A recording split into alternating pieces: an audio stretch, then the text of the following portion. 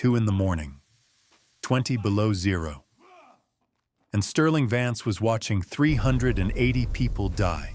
The control room of Summit Towers hummed with expensive machinery that had stopped listening to him an hour ago. Red alerts cascaded across the wall of monitors like a hemorrhage he couldn't stop. Sterling's finger, manicured, steady in 100 board meetings, trembled as it swiped through screen after screen of failure. Emergency, critical, lockout, override, denied. The words blurred together. His dress shirt clung to his back, soaked through despite the fact that his own breath was turning to fog. His phone lit up on the console. A text from Henderson, the building owner. The man who'd hired him. The man who'd believed in his vision of a fully automated future. Weekly check-in. All systems green. Sterling stared at the message. His thumb hovered over the keyboard. Outside the control room door, he could hear them, residents hammering, shouting, their voices raw with cold and fear. A woman screamed something about her mother. A man threatened lawyers. 380 people. He swiped the message away. Couldn't deal with Henderson. Not yet. Not until he fixed this. Not until the algorithm made sense again. But algorithms didn't lie. Did they? Sterling's eyes found the demographics panel he'd pulled up 20 minutes ago, when panic first turned to horror. The numbers glowed clinical and cruel. Total occupants, 380 children, 15 medical priority, oxygen life support. Six people whose machines needed power, whose bodies needed warmth. Who were running out of time while he stood here, useless, in front of a wall of screens that had stopped caring what he wanted. His gaze drifted to the corner of the room. The empty corner. A metal folding chair sat there, abandoned. Next to it, a coffee-stained corner of concrete where an old man used to keep his thermos, used to sit during overnight shifts, listening. Just listening. To pipes Sterling couldn't hear. To systems Sterling had assured him were obsolete. The memory hit him like a fist. 48 hours ago. This same room. Elias Thorne standing by that corner, one weathered hand pressed flat against the exposed pipe that ran floor to ceiling. "It's breathing wrong," the old man had said. Sterling had looked up from his tablet, annoyed at the interruption. "The sensors show optimal flow rate." "I don't need sensors." Elias's calloused fingers moved along the steel, deliberate. Reading it like Braille. "This pipe is laboring, shallow, like pneumonia." Sterling had laughed. Actually laughed. "Pipes don't have pneumonia, Elias. They have pressure differentials and thermal coefficients. And according to the data—" "You can read the screen, Sterling." Elias's voice had been quiet. Not angry, just sad. Like he was watching a car accident in slow motion. "But you gotta feel the pulse." The old man had pulled his hand away from the pipe, leaving a print of sweat and oil on the cold steel. Sterling had returned to his tablet. "The system's optimized. Trust the algorithm." Elias had looked at him for a long moment. Then he'd picked up his thermos, that battered silver thing with a Navy anchor sticker peeling off the side, and walked to the door. "I hope you're right, son," he'd said. "I truly do." Sterling blinked. He was back in the present, back in the cold, back in the failure. His fingers moved across the touchpad, desperate, pulling up system diagnostics he'd checked 17 times already. Boiler pressure, critical. Return line, blocked. Safety override, locked, because he'd locked it. 72 hours ago, in a fit of efficiency, he'd authorized the new smart lock system. Digital control only. No more manual interference from people who didn't understand modern systems. People like Elias. Sterling's jaw clenched. He pulled up the code repository, started scanning variables, temperature sensors, flow rates, pressure thresholds. "Where's the error?" he muttered, scrolling faster. "Which variable broke? Which sensor?" A sound cut through his spiraling thoughts. Over the intercom from the lobby, a child crying, high-pitched, terrified. Then a woman's voice, raw. "Please, my baby's lips are turning blue." The intercom clicked off. Sterling stared at the screen. The numbers kept updating, calculations running, error logs scrolling.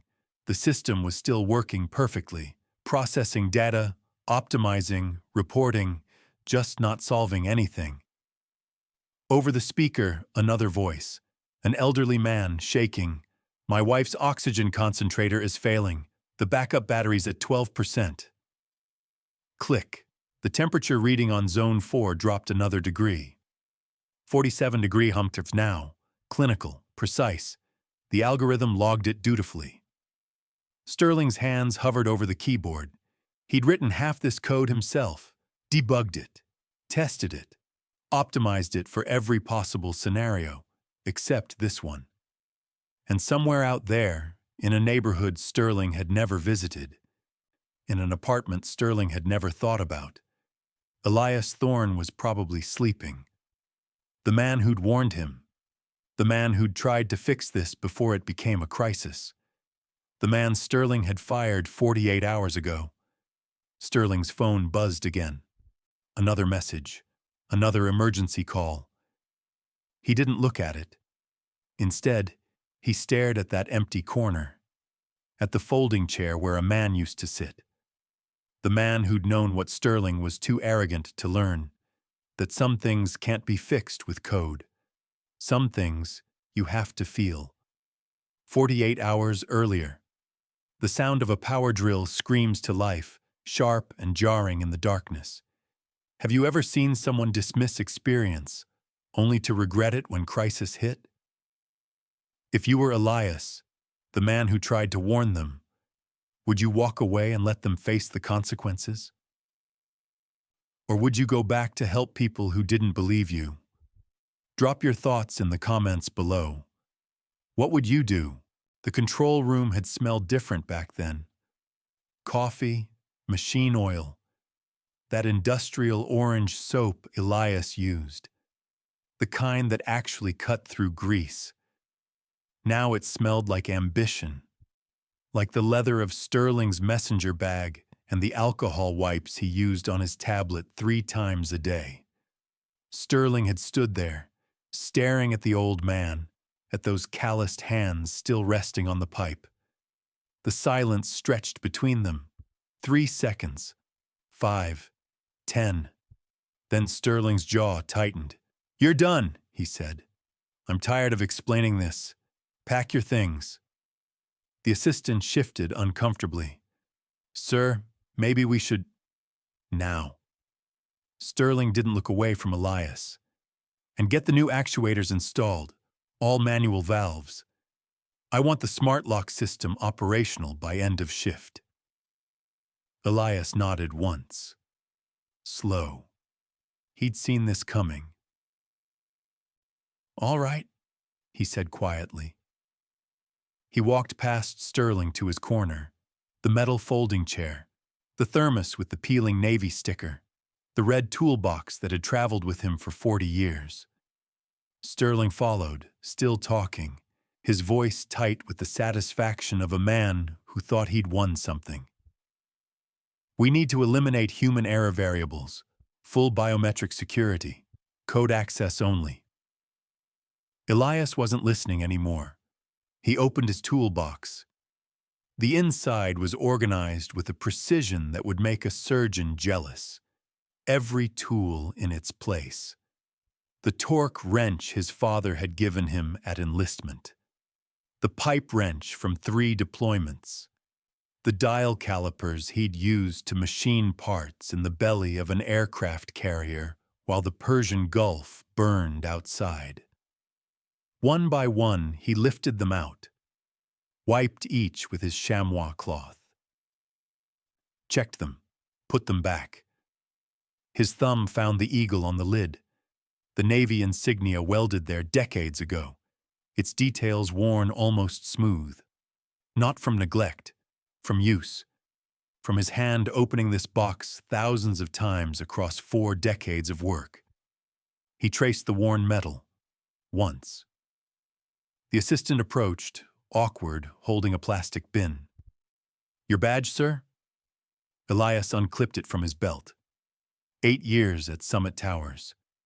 The photo showed a younger man, more hopeful. He dropped it in the recycling bin. The plastic hit plastic with a hollow crack that seemed too loud in the suddenly quiet room. Nobody spoke. Elias picked up his toolbox, his thermos, the weight of them familiar in his hands, comforting. Elias. He stopped, looked back. Sterling stood with his arms crossed, tablet tucked under one elbow.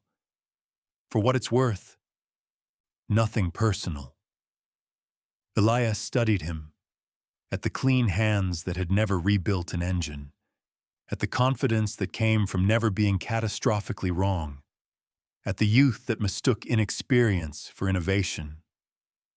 "I know, son," Elias said softly. "That's what worries me." He stood there another moment, eyes closed, just 3 seconds. His lips moved, barely perceptible. "Lord, grant me patience." Then he turned and walked to the door. It slid open with its electronic whisper. Cold air rolled in from outside. Through the glass, the first snowflakes were beginning to fall. Small, innocent. Behind him, Sterling was already talking to his assistant about implementation timelines and system integration protocols. The words faded as the door slid shut. Elias stood on the sidewalk, toolbox in one hand, thermos in the other. Snow caught in his gray hair, melted on his weathered face. He looked up at Summit Towers, at the warm lights in 380 windows, at the people inside who didn't know what was coming. "Lord, watch over them," he whispered to the falling snow. Then he turned up his collar and walked away into the winter evening. Inside, Sterling returned to the control room, pulled up the building schematics on his tablet, started flagging every manual valve for replacement. In the mechanical corridor below, the return line gave another small shudder. A warning. Nobody was there to feel it. The storm hit Chicago like a fist. By midnight, the wind was screaming at 60 miles per hour. Snow didn't fall. It flew horizontal, turning the city into a whiteout. The kind of blizzard that shut down highways and grounded flights and sent the weather service scrambling for superlatives. On the roof of Summit Towers, the exterior temperature sensors took the first hit. Ice formed fast, crystalline, beautiful, deadly. It crept across the sensor housings, encasing the delicate instruments in a shell of frozen moisture. The thermistors, designed to read ambient air temperature, found themselves sealed inside their own private igloos, and they did what sensors do when they can't sense anymore. They lied. Exterior temp 28 degrees, stable. The reading glowed green on Sterling's phone screen. He sat in his own apartment 15 blocks away. Warm and dry, a glass of Malbec in his hand. Jazz played softly from hidden speakers. Floor-to-ceiling windows showed nothing but white chaos outside. But inside, everything was control. Everything was data. He swiped through the building management app, every system reporting normal. Boiler output, optimal. Energy consumption, efficient. Climate zones, all green. His phone buzzed. The assistant, nervous as always. "Sir, some residents are calling about temperature drops in their units. Should I?" "What do the sensors say?" Sterling interrupted. A pause. "They say everything's normal. Then everything's normal. Sterling took a sip of wine. Smooth. Expensive. See? Full automation. The old way is obsolete. This is the future. He could hear the kid wanting to say more. Could hear the uncertainty. Trust the system, Sterling said. Softer now. Almost kind. That's what we built it for. He hung up. Outside, the storm intensified. Inside, the algorithm made its calculations. Exterior temp, stable heating demand, reduced recommendation, activate eco mode. Projected savings, 23% cost, optimization, priority. The AI called Eco Heat did what it was programmed to do. It optimized. It analyzed thermal mass and occupancy patterns and predictive weather models.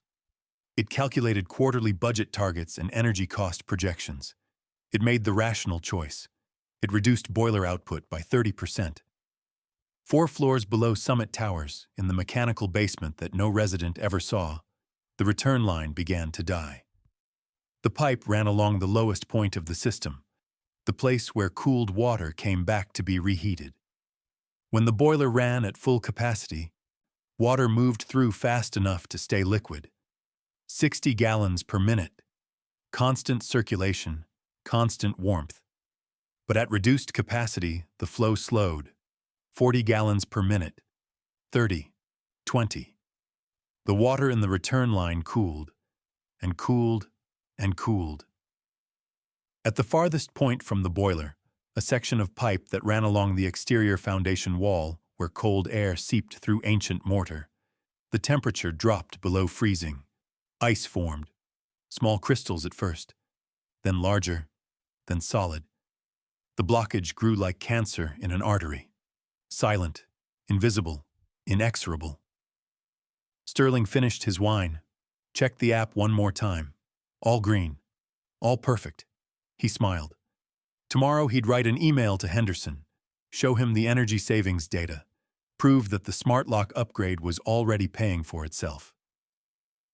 That automation wasn't just the future, it was profit. He set the phone on the coffee table, face down, and reached for the wine bottle. In the basement, the ice continued to spread. The return line was nearly blocked now. Water backed up behind the obstruction, pressure building in the system like blood behind a clot. The boiler kept heating, kept pumping. But the water had nowhere to go. The pressure gauge in the mechanical room, the old analog one that Elias used to check every morning, started climbing. Slowly at first. 60 psi, 70 psi, 80 psi. In the control room upstairs, the digital monitoring system noted the pressure increase, ran its calculations, determined that the rise was within normal operational parameters. Status. Optimal, the pressure kept climbing. From deep in the mechanical corridor, a sound echoed. Metal under stress. A groan that rose to a shriek. Then a crack, crack, sharp, final. Like a bone breaking, the return line, encased in ice, had just fractured at its weakest joint. In his apartment, Sterling's phone remained face down on the table. Silent. The alert that should have woken him was lost in a queue of routine status updates. All green, all optimal, all catastrophically wrong. Sterling's phone woke him at 1:15 a.m., not with one call, with 17. The vibration rattled across his nightstand like a swarm of angry bees.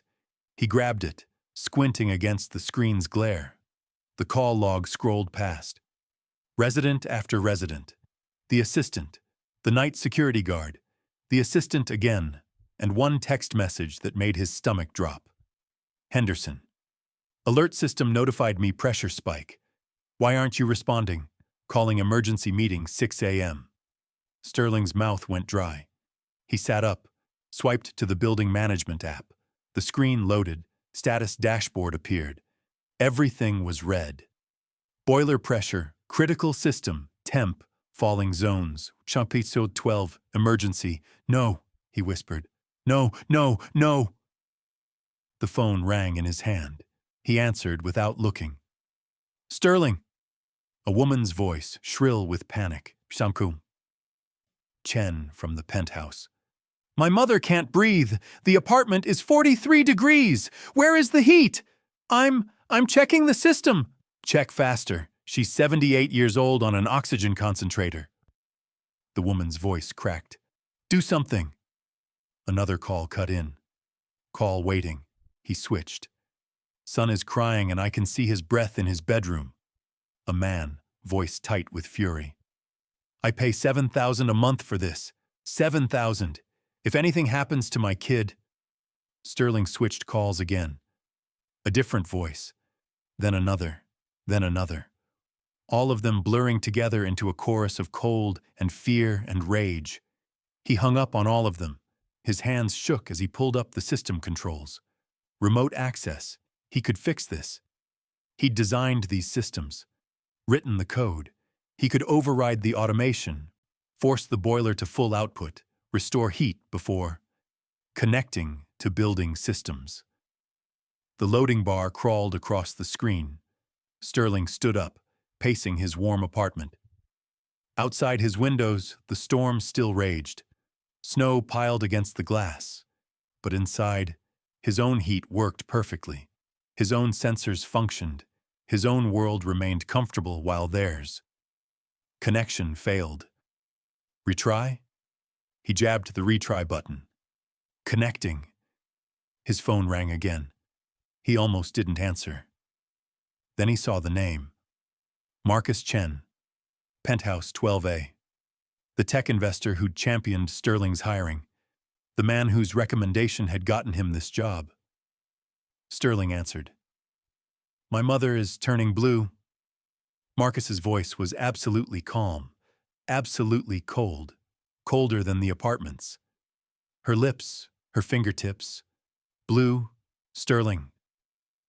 The backup battery on her oxygen is at 8%. I'm fixing it. If she dies tonight, I will personally ensure you never work in this city again. Still calm. Still cold. And then I will sue you for everything you have. And then I will press for criminal charges. Negligent manslaughter. Do you understand me? The line went dead. Sterling stared at his phone, at his reflection in the black screen, at the stranger looking back at him. Connection failed. Retry? He tried again, and again, and again. Nothing. He grabbed his laptop, pulled up the system via browser. Same error, same failure. The building's network was down. The storm had taken out something. A relay, a server, a fiber line buried under 6 feet of snow. All his carefully designed remote access, all his cloud-based monitoring, all his automation. Useless. Sterling pulled on clothes with shaking hands, jeans, sweater, his winter coat. He was moving on autopilot now, terror overriding thought. He had to get to the building, had to access the systems manually. Had to fix this before people died, before Henderson arrived, before his entire career imploded, before those blue lips stopped moving altogether. His car was in the underground garage. He ran for it, feet slipping on ice in the parking structure. The engine turned over. Barely. The cold had sapped everything. He checked his phone one more time while the engine warmed. One more desperate attempt at remote access. Connecting. Come on, come on, come on. He pulled up the smart lock controls, the valves he'd had installed, the ones that would let him override the system, vent the excess pressure, restart the boiler properly. The screen loaded. Device offline. Power failure. Sterling's vision swam. The smart locks ran on backup power, battery power. They weren't supposed to fail. They were supposed to be better than the old manual valves, more reliable, more efficient. Except batteries die in the cold. And electronic locks need power. And the manual valves he'd replaced, the ones that would work no matter what, the ones Elias had maintained for years, were gone. Replaced with hunks of dead plastic and circuitry by him. Sterling put the car in gear. His hands wouldn't stop shaking. His breath came short and fast, fogging the windshield despite the heater blasting. 380 people, 15 children, 6 on life support, all depending on systems he'd designed. Systems that were supposed to be perfect. Systems that were currently killing them. He drove into the storm. And somewhere across the city, in a small apartment he'd never thought about again, Elias Thorne's phone began to ring. The drive took 23 minutes that felt like 23 years. Sterling's car fishtailed through intersections buried in snow. The wipers slapped uselessly against the windshield, overwhelmed by the whiteout. He couldn't see the road. He drove by memory and terror. When he finally skidded into the Summit Tower's garage, he didn't park. He abandoned the car in the middle of the lane, door open, engine running. He ran up the emergency stairs because the elevators were gridlocked. The stairwell echoed with the sounds of a building dying. Crying children. The wet, rattling cough of the elderly. A man shouting at a firefighter who looked just as helpless as the residents. Sterling pushed past them, head down, taking the stairs 3 at a time. His lungs burned. His expensive Italian loafers slipped on concrete slick with melted snow. He burst into the control room. It was a scene from a disaster movie. Red strobe lights pulsed against the walls. The alarm klaxon had been muted, but the silence was worse. It was the silence of people who had run out of ideas. "Status!" Sterling barked, dropping into his chair. "Boiler pressure at 98 psi, his assistant said. The kid was shaking. "Return line is solid ice. I tried to vent the pressure remotely, but the valves aren't responding." "I know." Sterling cracked his knuckles. "Get out of the chair." He took over the main terminal. This was his domain. The physical world might be freezing, but in the code, he was a god. He pulled up the command prompt. Black screen, green text, pure logic. Target, smart lock, master control. Command, force open, override safety. His fingers flew across the mechanical keyboard. Clack, clack, clack. Fast, precise, executing. Sterling held his breath. Error 404. Device unreachable. Hardware access required. "No," Sterling muttered. "No, you don't." He tried a backdoor he'd written himself. A developer bypass meant for debugging. Access denied. System locked down. Initiated. Damn it. He slammed his fist on the desk. It's a software loop.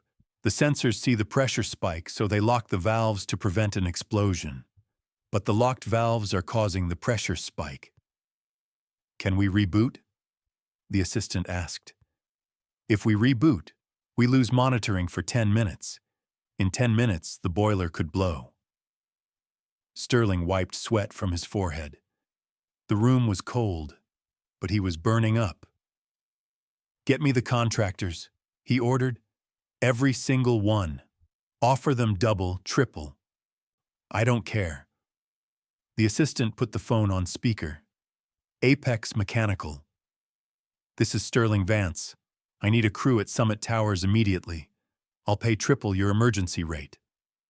"Look, buddy, I'd love your money, but my trucks are buried under 4 feet of drift. Even if I could get out, the roads are closed. National Guard orders." "I don't care about the Guard. I have 300 people freezing." "So does everyone else. Call back Monday." Click. "Next," Sterling screamed. "Precision HVAC. $5,000, Sterling said immediately. "Cash, just to get a tech here." "Sorry, no can do."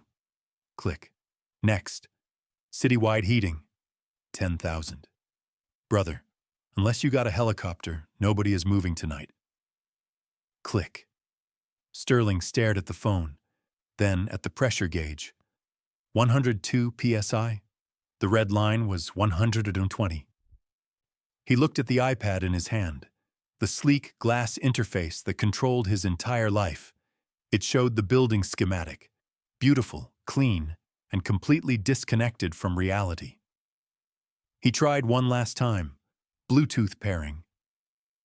Maybe if he ran down to the mechanical room. Device offline. Battery critical.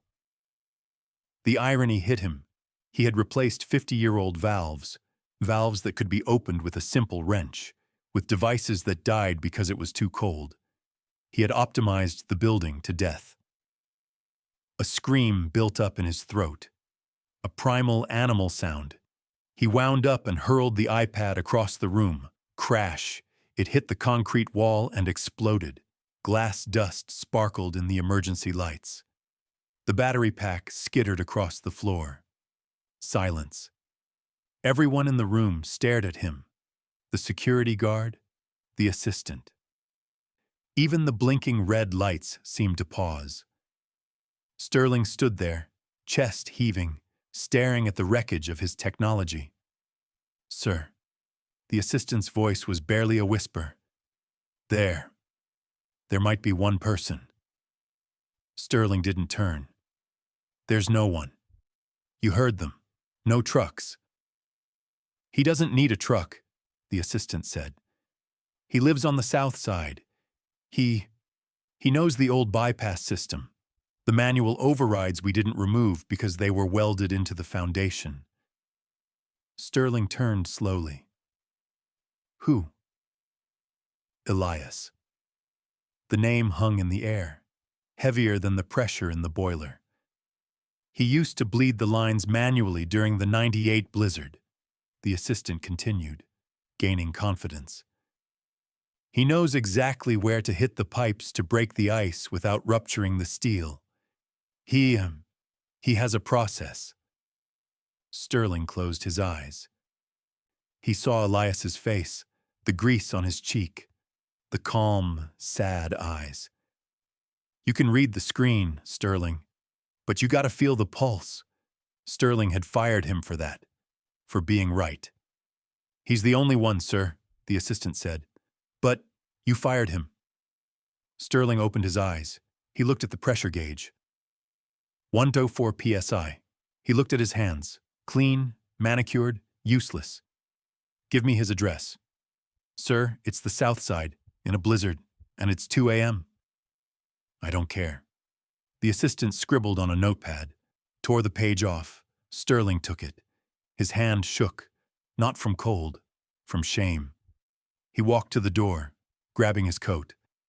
"Sir?" The security guard called out. "What if he says no?" Sterling stopped. He looked at the shattered iPad on the floor, then at the red alert screens. "Then we all freeze," Sterling said. He walked out. Back into the storm. Back to beg the man he had discarded like trash. The address led Sterling to a neighborhood he'd never had reason to visit. South Side. Brick walk-ups with barred windows. His Audi stood out like a sore thumb even buried under snow. 3rd floor. Apartment 3B. Sterling stood at the door, staring at the small wooden cross nailed to the doorframe. His fist hovered. 380 people. He knocked. The door opened. Elias stood there in a flannel bathrobe over jeans and an undershirt. No surprise on his weathered face. Just quiet assessment. "Sterling." "Elias, Sterling's voice cracked. "I need your help." The old man stepped aside.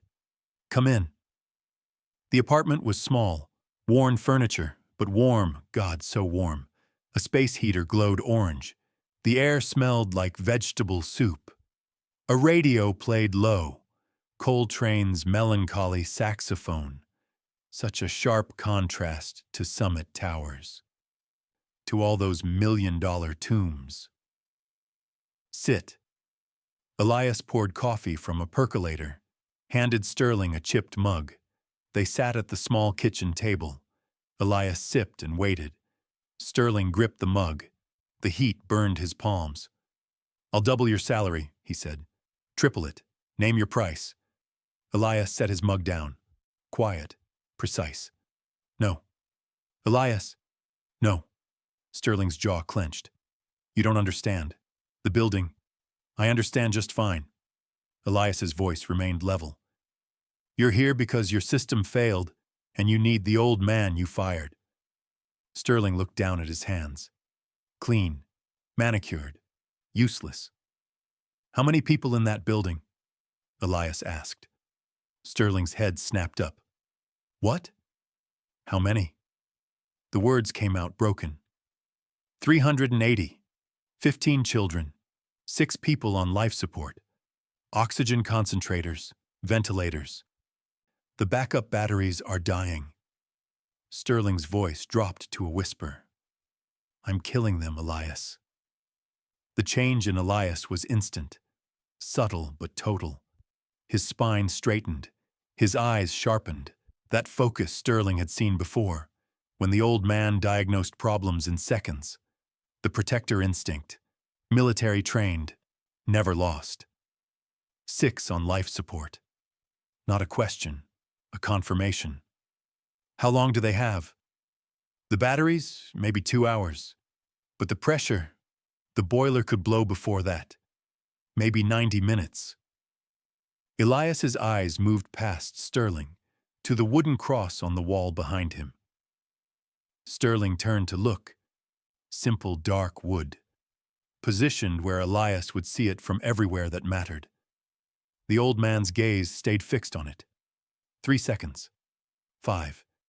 His lips moved, barely perceptible. Silent conversation. Then his eyes closed. One deep breath. When they opened, they'd changed. Decided. Elias stood, moved to the closet and pulled out a worn canvas work jacket, navy surplus. He shrugged into it, zipped it up. I'm not going for you.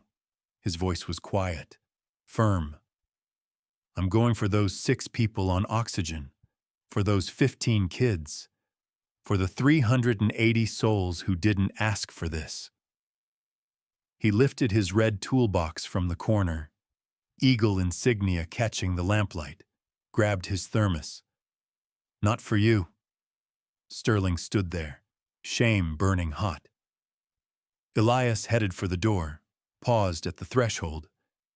We got about 90 minutes before that pressure blows, maybe less. You driving or not? Sterling grabbed his coat. They walked down 3 flights in silence. Just footsteps and the weight of what waited. Outside, wind screamed. Snow bit their faces. Elias climbed into the passenger seat, set his toolbox at his feet, unscrewed his thermos. Sterling started the engine. GPS calculated the route. 13 minutes in good conditions. 90 until catastrophe. The tires struggled, found grip, pushed forward into white chaos. You know what you did wrong? Elias asked. Sterling's hands tightened on the wheel. Yes. Tell me. I replaced systems I didn't understand. Fired the one person who could have prevented this. I was arrogant. Sterling glanced at him. I'm sorry. Apologies don't thaw pipes, Sterling. Focus on the road. Elias stared ahead, face hard. But that's most of it. Most? You stopped listening. Elias took a sip of coffee. To the pipes. To the people who knew them. To anyone who told you something you didn't want to hear. He screwed the cap back on. Set it down. Tonight, you're gonna learn to listen again. Sterling said nothing. They drove into the storm, toward Summit Towers, toward Sterling's reckoning, and, maybe, toward salvation. They burst through the control room doors at 2:47 a.m. The assistant jumped from his chair. Mr. Vance, I've been trying to reach... Status, Sterling barked. Boiler pressure at 106 psi. Zones 1 through 12 still critical. I can't get the remote vents to respond and... Step aside. Elias set his toolbox down with a heavy thunk. His eyes swept the room. The wall of flashing red alerts. the frantic digital readouts, the speakers crackling with distant sounds of crying children. He walked straight to the main console, reached out, switched off the alarm klaxon. The sudden silence was deafening. "Sir, we need those alerts," the assistant started. "Shut them all off." Elias's voice was calm, absolute. "The screens, the warnings, everything that makes noise." Sterling hesitated, then nodded to his assistant. "Do it." One by one, the monitors went dark. The red strobes stopped. The only light came from the emergency exit signs and the dim glow of the mechanical corridor beyond. Elias closed his eyes, tilted his head, listening. "What are you?" Sterling began. "Quiet." Sterling's mouth snapped shut. 30 seconds passed. The only sound was the distant groan of stressed metal, the building's death rattle. Elias opened his eyes. He didn't ask for directions. He just grabbed his toolbox and marched straight toward the steel door marked mechanical. He pushed through into the darkness, moving with the muscle memory of 8 years. Sterling scrambled to follow. They descended into the belly of the building. The mechanical corridor was a maze of pipes and valves and decades of industrial accumulation. Emergency lighting cast everything in harsh yellow. The temperature dropped with each step. Their breath turned to fog. Elias stopped at the main boiler assembly. The massive steel tank dominated the space, pipes radiating from it like arteries from a heart. The pressure gauge on the front panel showed 108 psi. Climbing. He pressed his palm flat against the boiler's flank, held it there, closed his eyes again. "It's screaming," he said quietly. "Can you hear it?" Sterling listened, heard nothing but his own pulse hammering. "I don't..." "Not with your ears." Elias's hand moved along the steel, reading it. "With your bones. The vibration. This system has a brain now, all your sensors and algorithms, but it doesn't have a heartbeat anymore. It can't feel when it's dying." He opened his eyes. "Shut it off. Emergency shutdown. Now." "But if we shut down the boiler, we lose heat for 10 minutes while I vent the pressure manually. Or we wait and the whole system explodes." Elias's voice was steel. "Your choice. Make it fast." Sterling moved to the control panel, entered his override code with shaking fingers. The boiler's rumble began to diminish. The pressure gauge held steady, locked in place by the trapped water behind the frozen return line. Elias grabbed his toolbox, moved down the corridor toward the return line manifold. Sterling followed with a flashlight. They found it at the lowest point of the system, exactly where Elias had said it would be. A junction of pipes thick as a man's thigh, wrapped in ancient insulation, and mounted on the main pressure relief valve, a black plastic housing the size of a shoebox. LED screen dark, status lights dead. The smart lock. Elias played his flashlight beam across it, tapped the dead screen with one calloused finger. Nothing. He tried the manual override touchpad. Still nothing. "Battery's dead," he said flatly. "Cold killed it."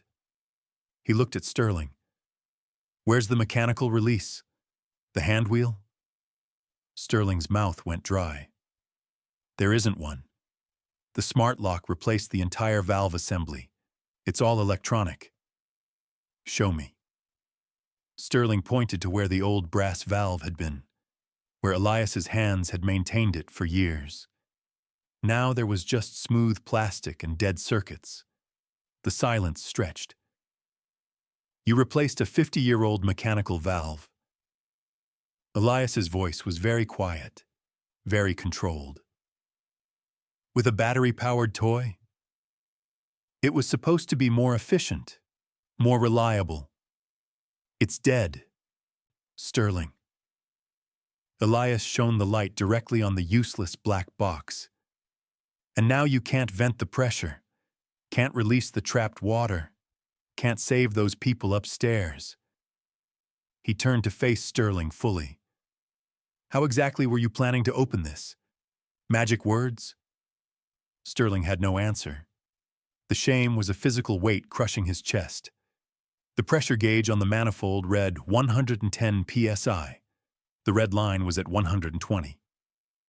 Elias stared at the smart lock for a long moment. Then he set down his flashlight and opened his toolbox. The inside gleamed with decades of careful maintenance, every tool in its place. He pulled out a compact blowtorch, a massive pipe wrench, a cold chisel. "What are you doing?" Sterling asked. "What I should have done 2 days ago."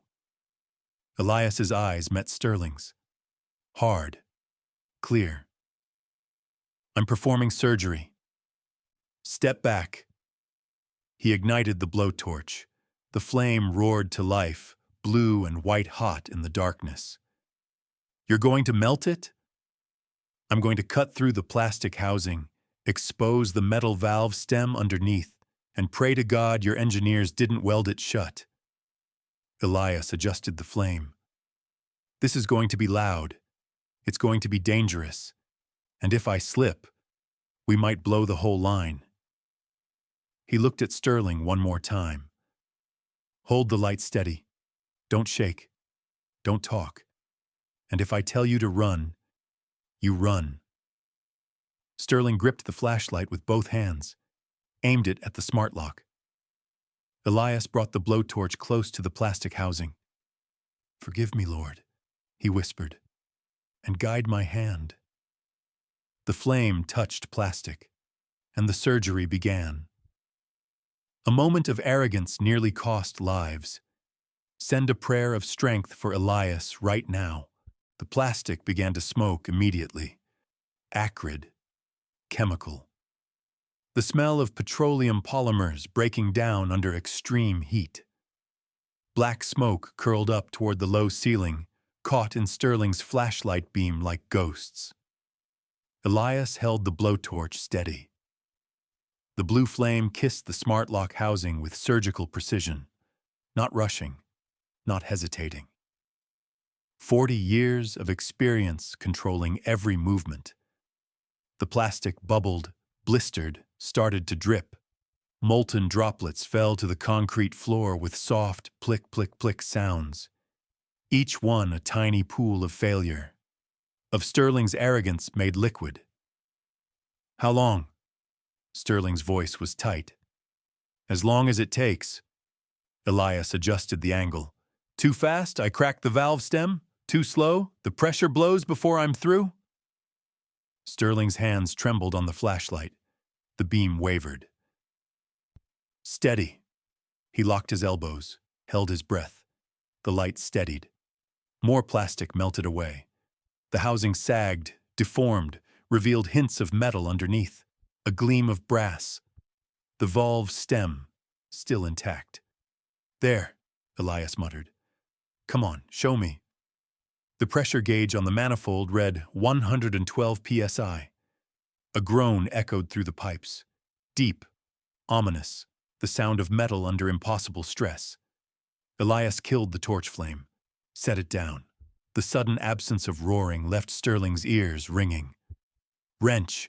Sterling looked at the toolbox. "Which? Biggest one?" "The Stilson." Sterling found it.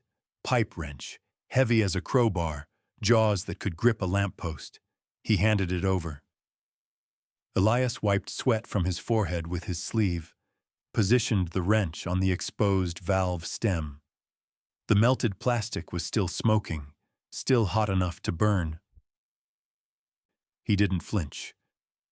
"I need you to hold the pipe steady," Elias said. "Right here." He pointed to a section of the manifold. "When I pull, it's going to want to twist. If it twists, the joint fails. If the joint fails, we both die. Understand?"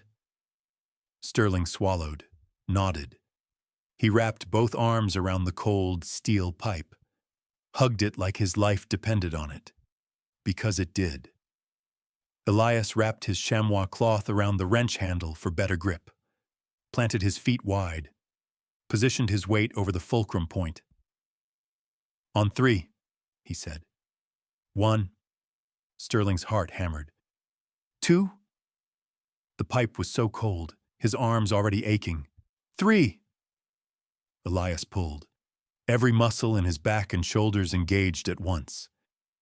Tendons stood out like cables under his work jacket. His face contorted with effort. Not pain, but pure, focused force. The wrench didn't budge. A sound escaped Elias's clenched teeth. Not surrender, just acknowledgement of resistance. He reset, pulled again, harder. The valve stem groaned. Metal on metal, corroded, seized by time and neglect and the cold. Sterling felt the pipe try to rotate in his grip. He squeezed harder. His dress shirt tore at the shoulder. Didn't care. Couldn't care. "Come on," Elias growled. "Come on." Crack. Something gave. Not the valve, the remaining plastic housing. It shattered completely, fragments pinging off the concrete.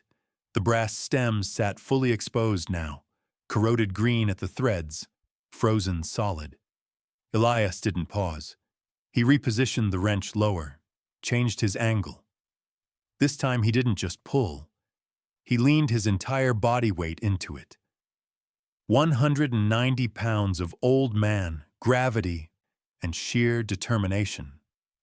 The stem moved, just a fraction, a millimeter, but it moved. "Yes," Elias hissed. "Yes. Stay with me, Sterling. Hold that pipe." Sterling's arms screamed. His shoulders burned. He could feel something tearing in his back, but he didn't let go. Couldn't let go. Elias pulled again. The stem turned, a quarter inch, half inch. The pressure gauge hit 114 psi. Another groan from deep in the system, louder now. The pipes were singing their death song. "Almost there?" Elias panted. "Almost."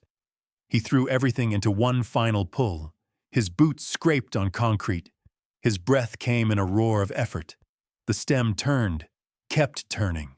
2 full rotations, and then, hisses! Steam erupted from the valve, superheated, pressurized, a jet of white vapor that could strip flesh from bone. "Down!" Elias yanked Sterling backward. They hit the floor hard. The steam screamed above them, a horizontal geyser of trapped energy finally finding release. It was deafening, a freight train roaring through the mechanical room. Sterling covered his head with his arms, felt the heat wash over him in waves, smelled burnt coffee and rust and his own fear sweat. Slowly, so slowly, the roar began to diminish. The pressure was venting, equalizing. The water that had been trapped behind the frozen return line was finally escaping through the relief valve. Elias army crawled forward, reached up to adjust the valve, not closing it, but controlling the flow, bringing chaos into order. The screaming became a hiss. The hiss became a whisper. The whisper became silence. Sterling looked up. Through the dissipating steam, he saw the pressure gauge. 94 psi, 86 psi, 72 psi dropping. Bleeding off, safe. Elias sat back against the wall. His face was soaked with sweat and condensation. His hands trembled slightly, not from weakness, but from adrenaline finally ebbing. Sterling stayed on the floor. His dress shirt was ruined. Grease streaked his face. His expensive watch had cracked against the concrete. He didn't care. Did we? Look at the gauge. Elias's voice was hoarse from breathing steam. Sterling looked. 58 psi, 52 psi, dropping into the safe zone. Green. Stable. "We did it," Sterling whispered. "You did it." Elias closed his eyes. His lips moved silently. "Thank you, Lord." Thank you. Then he opened them and looked at Sterling. Now we restart the boiler, get heat flowing again. Those people upstairs have been cold long enough. He pushed himself to his feet, stiff, aching, but steady. Sterling tried to stand. His legs wouldn't cooperate. He sat there back against the cold pipe he'd held, staring at his hands. They were black with grease and soot, the manicure destroyed. Real work. For the first time in his life, he'd done real work, and it had saved lives. Elias offered his hand. Rough, calloused, honest. Sterling took it. The old man pulled him up. Through the steam still clearing from the air, through the dim emergency lighting, a sound reached them from the corridor entrance. Footsteps, multiple sets, purposeful, coming down the stairs. A figure emerged from the doorway, tall, military bearing, long wool coat beaded with melting snow. Henderson. The building owner stood there, gray eyes taking in the scene. The ruined smart lock, the vented steam, the two men covered in grease and sweat and victory. His gaze found Elias. Held there. Nobody spoke. Sterling tried to find words, to explain, to defend, to... Henderson raised one hand. Silence. His eyes never left Elias. Then he stepped forward into the mechanical room, toward judgment, or something else entirely. Henderson didn't arrive alone. 2 security guards flanked him. A woman in a sharp suit, legal probably, and the assistant, looking like he wanted to disappear. But Henderson's eyes swept past all of them, past Sterling, past the ruined smart lock still smoking on the floor. They found Elias. The old man stood by his toolbox, wiping grease from his hands with the chamois cloth. Methodical, unhurried. He didn't look up when the footsteps stopped. Chief Thorne.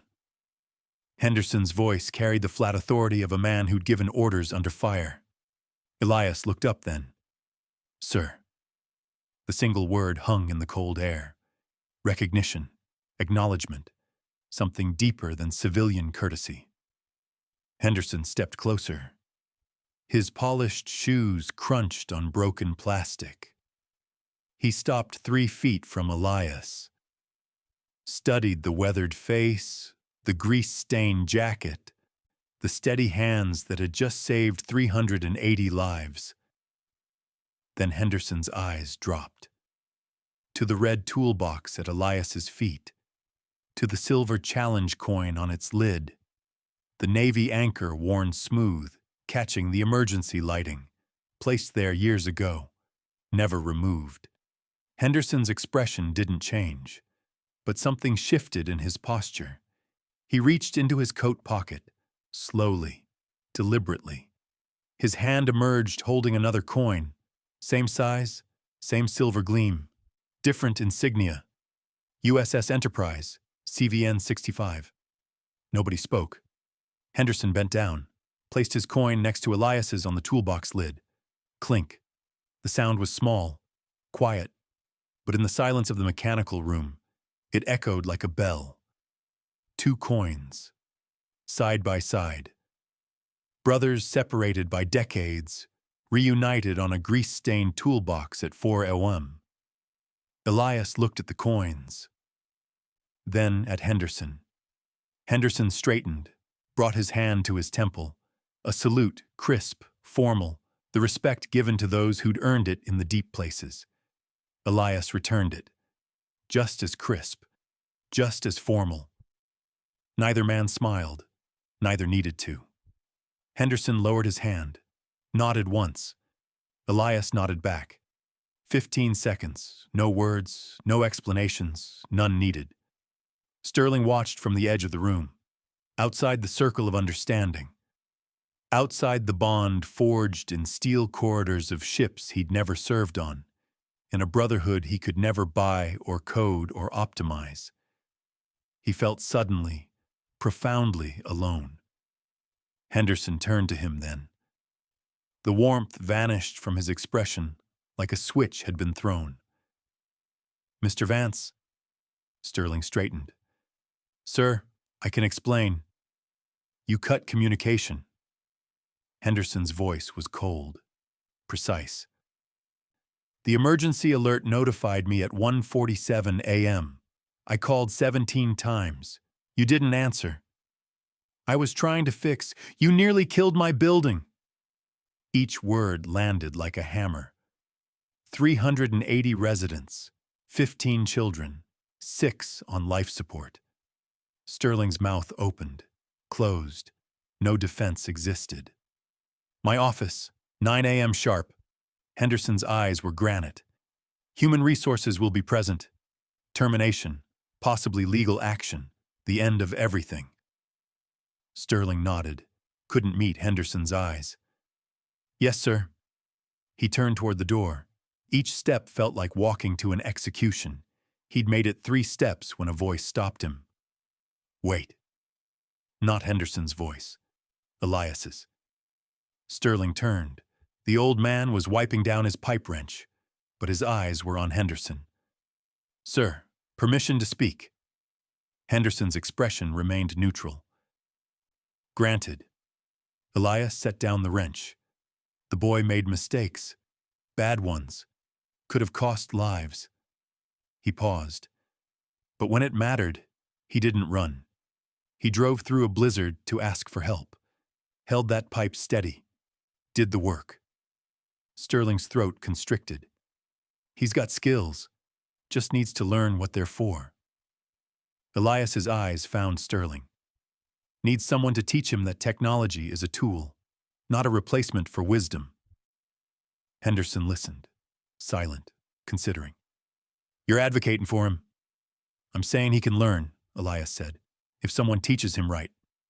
The silence stretched. 10 seconds, 15. Finally, Henderson nodded. Once, sharp. 9 a.m., my office, both of you." He turned and walked out. The entourage followed. Sterling stood frozen, unable to process what had just happened. Elias picked up his thermos, took a sip, looked at Sterling over the rim.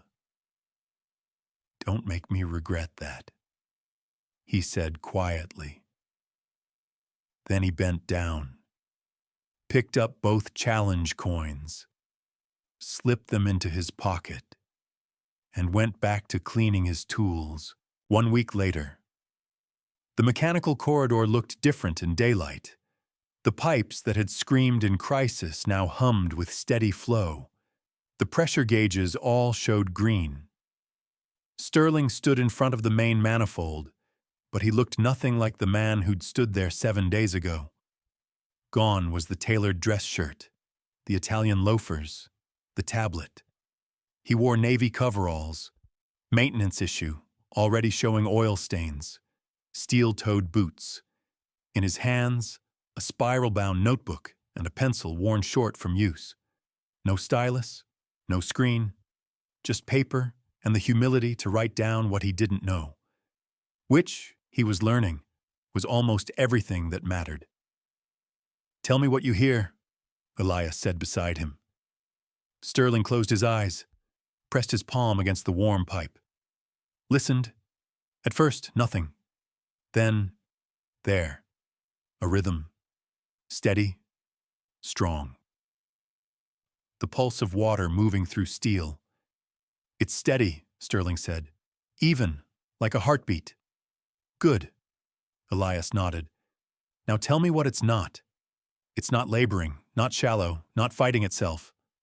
"That's right." Elias moved down the corridor. Sterling followed. "A healthy system doesn't struggle, it flows.